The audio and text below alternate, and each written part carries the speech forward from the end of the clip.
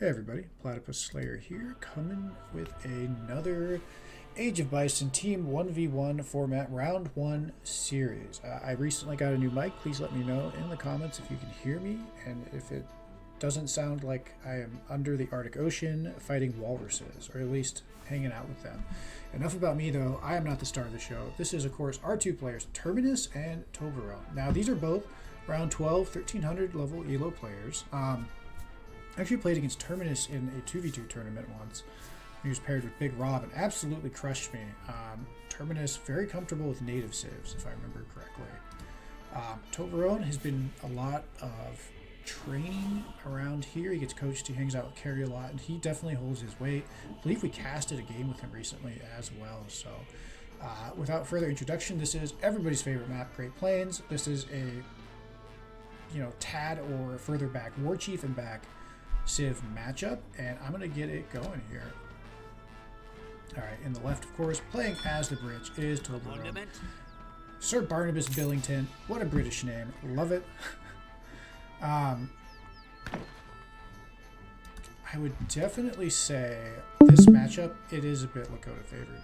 Lakota, just simply put, has more mobility. It's a wide open map. Brits can kind of contain if they can take the mid map and get access to all these hunts, but if Lakota just gives them the runaround, this is going to be a short, brutal, and frankly miserable game for the Brits. So, all right, putting up with a trade post. Okay, this is different. One manor house. Is he going for a GMT build? I guess his deck's not in yet. We will see. As for Terminus, he opened up with the market and a TP. Kind of not necessarily a greedy build, but on a map like Great Plains, you have all these coin treasures that are pretty consistent, which definitely allows you to play around with the market, maybe get a wood treasure or two, and build this without idling yourself too hard. Alright. First pass has come through. Huh, interesting. Okay, so he has opted for a trade route, one manor house opening with Virginia Company. If this is an ancient build or something, please let me know. I honestly have not seen this. I'm very curious though, because again, Brits do tend to get most of their XP from their manor houses because they get, extra XP for building them because they do cost more and produce a villager. Ooh, cast and...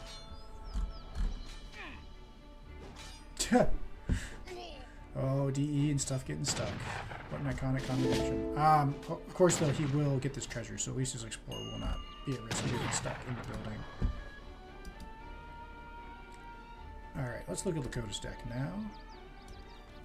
So, 1v1, this looks fairly standard. Adoption is a card that's kind of fallen out of favor, but other than that, we've got Great Hunter, right? Kind of like a souped-up spice trade.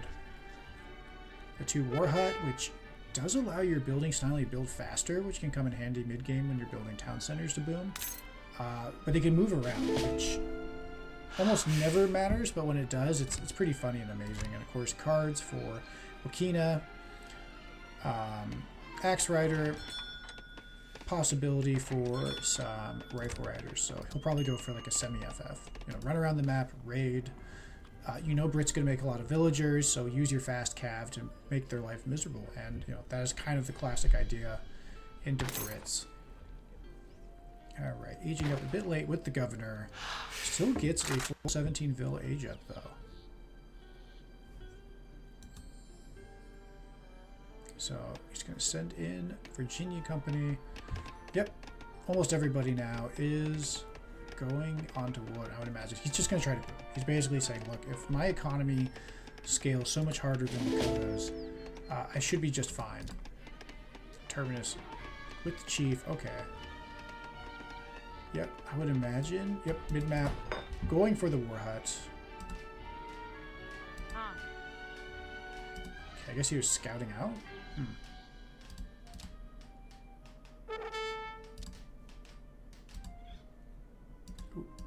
Take that fight. Get some shots off. Oh, and he did snipe the treasure card. Good job there by Toblerone. Using his map knowledge to basically, not map knowledge, but paying attention, killing the treasure guardian, ensuring that Lakota doesn't have like a Pokemon army to supplement the initial push. Yep, with basically the quartermaster by a different name. I'm gonna go with he's going with Axe Riders. Is this like a club Wakina? Or Seaton, sorry. Seaton Bowman and Axe Rider push. Okay. Pretty solid into Brits. I would say that, you know, the Seatons can deal with Musketeers. Axe Riders usually can deal with the, you know, any longbows. And if Brits aren't even up yet and they don't have the right units, they can just make life miserable. Again, I'm going to hear that term a lot probably in this cast because this is, if you're a Brit player, a sweaty match. But, you know, it's definitely a beatable one because Brits will outscale Lakota pretty handedly if they're able to survive. Oh, here comes the first Vil kill. Oh, chooses not to. Okay, I like that. Terminus deciding this Vil's already dead. Let me go somewhere else. Okay. Shipping 700 wood. Good herding too, by the way. That is the nice thing about Great Plains is if you have good herding, I mean, these things are just so much food. Plus the side hunt. Good job, Toblerone there. But some walls I think would be good. Look, I am not the biggest waller myself, but when you're fighting a Civ like Lakota, unless you want to be playing this the whole game, and yeah, look, now the hunt's pushed back. It's going to be even harder now to get to it. Perhaps a few more Vils. You want probably just 10 there. But he gets back to work pretty fast, starts gathering up crates. Good job. Did he cancel the longbows? Looks like he did. So he's kind of idle here. And I think Lakota's getting a lot of value off this initial push. Put him in, put him in. Good job. Now Lakota coming with the clubs to deal with siege, and you know, he's probably waiting until he gets more clubs, but killing manor houses can sometimes be a trap because, again, these things have a lot of HP. Especially with... Is this still HP team? No.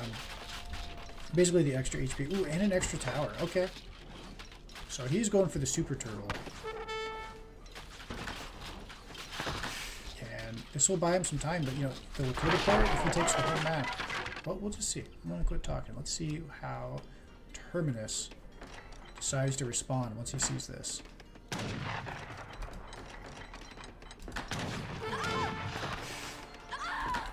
Oh no!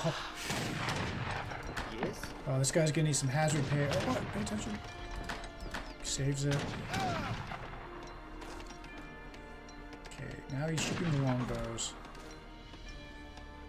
He's getting extra wood. I'd really like to see him get these trade posts, but I think he's just content to contain. You know, again, Brit has all these vills, but if their vills can't get out on these hunts, you know, it's just idle eco. It doesn't contribute to anything. So I think he just wants to, you know, that's his game plan clearly, is to build a mass, keep Brit idle, and eventually probably go to age 3 and smash him with Skirm Wakina. Wait, that was redundant. Axe Rider Wakina. Ooh, good job there. Come on. Yeah. This is a lot. Toblerone's under so much pressure right now, and there's no end to this anytime soon. Come on, at least build the house. Get the Vil. You're 2 seconds away from the Vil.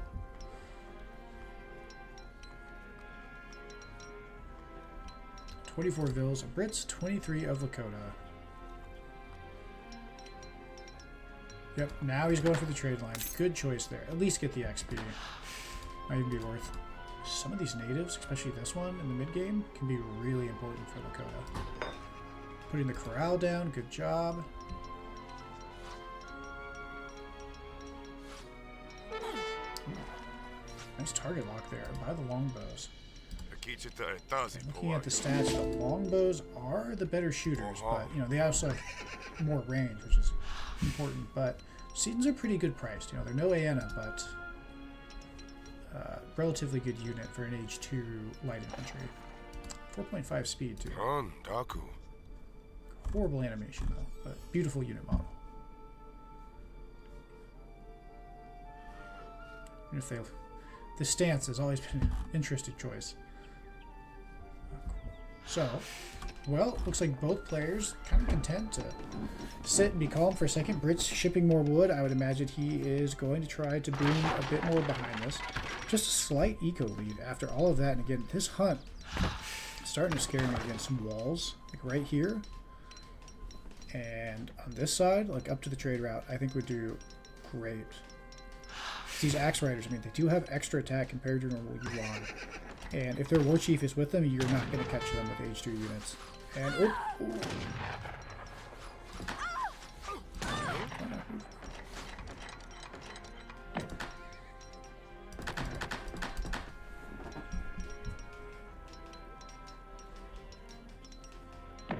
really good. A little moment of calm, but I bet both of these players right now are probably already feeling stressed because it's been about 10 minutes of this entire game since the 5-minute mark has been constant poking and prodding, and that's what you need to do as Lakota. You know, even these calves should probably be back here, but there's so much you're doing. It's hard to be everywhere at once. Ooh, nice try.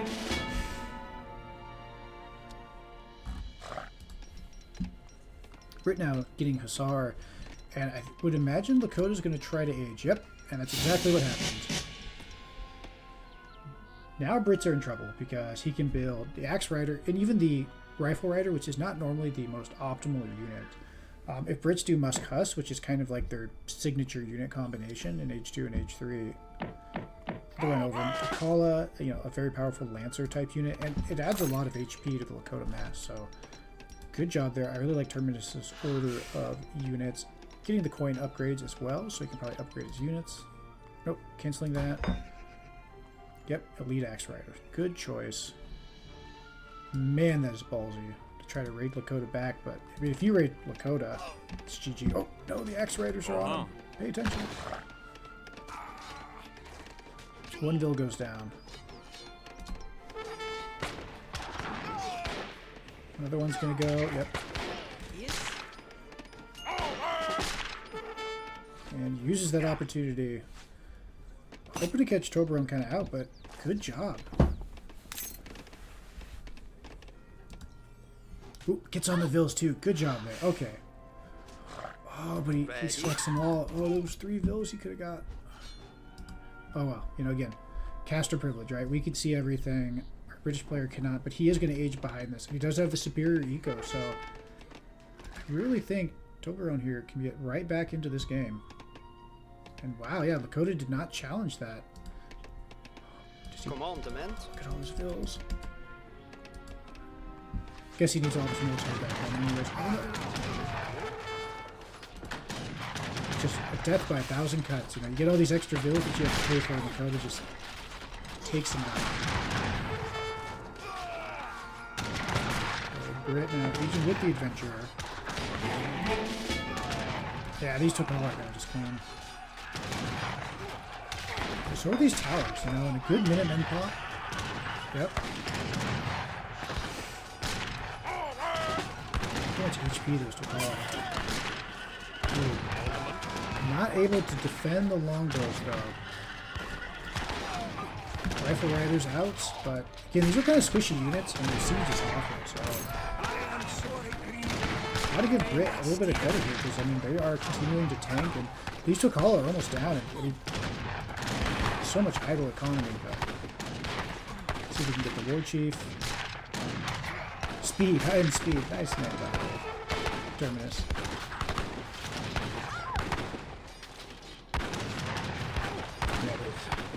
So if you're Lakota, this is a mistake, I think, right here. Now I'm going to be quiet because this game is definitely not over, but I feel like this is a mistake I make with Lakota when I play them. Just sitting under all of these defenses, but we'll see how it goes.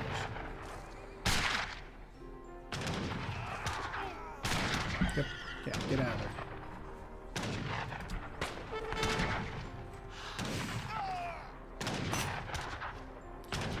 Back up. Alright. Brits at least almost about to hit another. Yeah, do not. Oh, look at those Wakina. These are, again, a kind of a swarmy type of skirmisher unit, right? They're kind of terrible stats, although they have a decent attack, but lower range. Not a lot of HP. I believe that he sent what I call tea kettle support. Nope, 2 kettle support, but he's not sent it, so... Yeah, these are some squishy boys.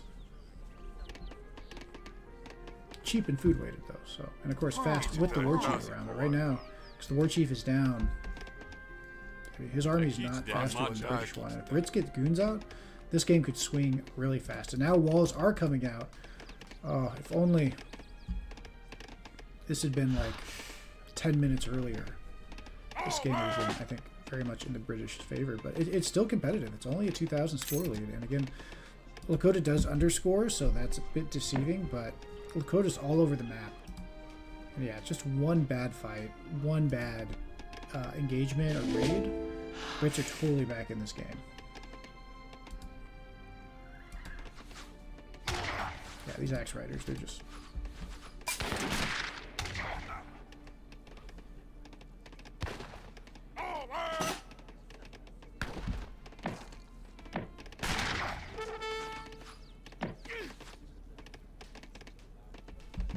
Giving him the runaround, though. Good job. Really, both players, man. They have really played a very clean game. I haven't seen any massive blunders, you know. Little micro issues here and there, but that's because I'm the caster. I'm not the one playing. Like, this wall needs to be completed. What? Higher? Okay, then. Yes. Oh, boy. Ooh, nice, too, to get this trading post. That'll give him a lot of line of sight, too, inside the base. Plus, if I remember correctly, yep, get some bison from this and some XP trickle. Good job, Lakota. This is exactly what Lakota should have done. Like, he probably overstayed his welcome a tiny bit, but he's able to recognize that, you know, get back out of this. You need to build a gate. You're losing all these little seconds. And now he's going to boom really hard. And again, Brit's almost out of hunts, so even though Brit has 35, Lakota's 34. Like, their ecos are equitable. Yeah, the gather rate and everything, yeah. Now going to the Wise Woman. Wow, he's about to get hit hard by the FI, and he's still got H2 units. Yeah, overgathered on food.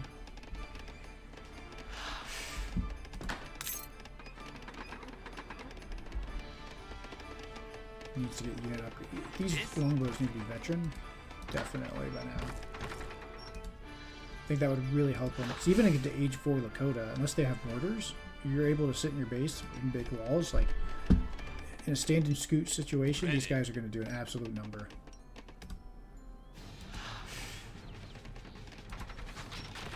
Alright. Poking the bear a bit. Now this remaining Tokala will shadow tech the second he hits age 4.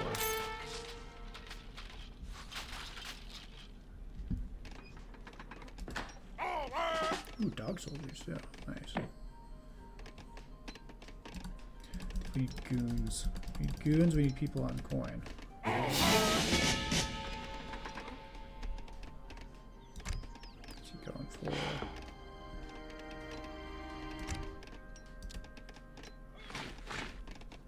Particularly, I thought maybe he's too confused, but both of them got a lot of food. Looks like he's going to gather for the Takala big button. Those that don't know. Yep, page up with bison. Guess it's not going to show me, but basically, he had a bunch of Takala soldiers for 1,800 coin. Pay attention.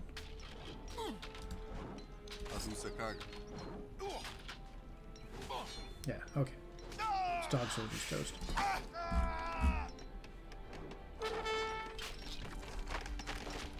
Okay, now they got veteran. Okay. Now does he have... Base and a coin. Yeah, this card right here would have been great. Actually, probably not. If you've got enough walls.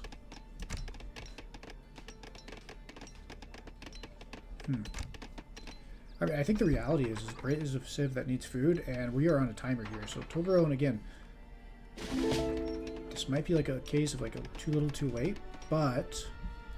All he has to do is get one good fight. So if Lakota throws, doesn't pay attention, or isn't really able to exert map pressure at the right moment, it's going to be over. Okay, oh, Vil all the way up here.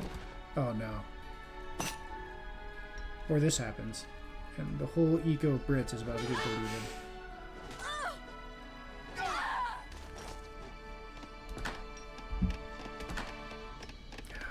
too defensive.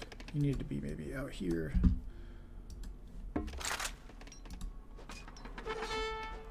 He's not making drills. Yeah, Toblerone, I think he's been under pressure. And I just want to give the guy a lot of credit because, like, fighting Lakota, which is already kind of a tough matchup, and playing Brits, which is an APM heavy civ, I'm sure at this point he's, like, mentally exhausted. I mean, just imagine constantly having to be, oh, here, oh, here, oh, here, oh, here, oh, here, oh, here, right? I mean, if that was disorienting, I apologize, but that's a simulation, right, of what Toblerone is having to deal with. And yep, he's just going to call the GG, not wanting to extend it. And with that, game 1 is over.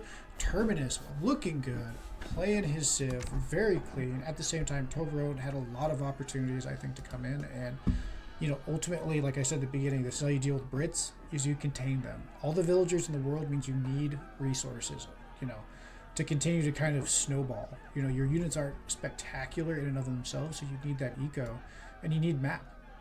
If Brits have been able to get to this hunt or this hunt, I think the game swings really strong against Lakota in this point of the game. But excellent job there by Terminus, looking fantastic and taking a commanding game 1 in their series. Now remember, this is play all 3, so there's 2 more opportunities for both of these players. So yeah, Toblerone, yeah, getting out gathered again. A lot of it though is food. You know, Lakota having full map control, even though they don't have H2 villager shipments.